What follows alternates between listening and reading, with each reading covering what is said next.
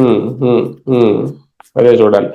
సరే, ఇంకా సర్ విషయంలో ఇప్పుడు ఆంధ్రప్రదేశ్ లో కూడా త్వరగా నిర్వహించాలి అంటూ జనసేన ఎన్నికల సంఘానికి విజ్ఞప్తి చేయడం ఎలా చూడాలి? అంటే ఇక్కడ ఒకటి వాళ్ళు మంచి ఆలోచన చేశారు. కాకపోతే ఫస్ట్ మనందరం కూడా తేల్చాల్సింది ఏంటంటే, as for election commission norms మీకు గుర్తుంటే నిమ్మగడ్డ రమేష్ గారికి అప్పుడు ఓటు హక్కు ఇవ్వలేదు. ఆయన కోర్టుకు కూడా వెళ్ళారు. కోర్టు ఎన్నికల సంఘానికి నోటీస్ ఇచ్చింది.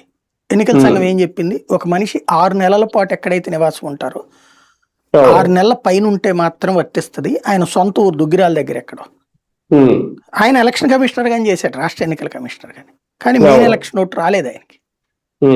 ఎలక్షన్ కమిషనర్ గా చేసిన ఆయనే కేంద్ర కోర్టు దగ్గరికి వెళ్తే కోర్టు చెప్పిన మాట అది. కోర్టుకి original election commission, central election commission ఇచ్చిన నివేదిక అది.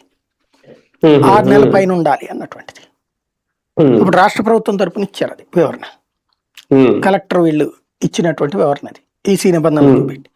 అంటే 6 నెలల పైన ఎక్కడన్నా ఉంటే అక్కడదే ఓటు అవుతుంది, ఉన్న ఓటు పోతుంది.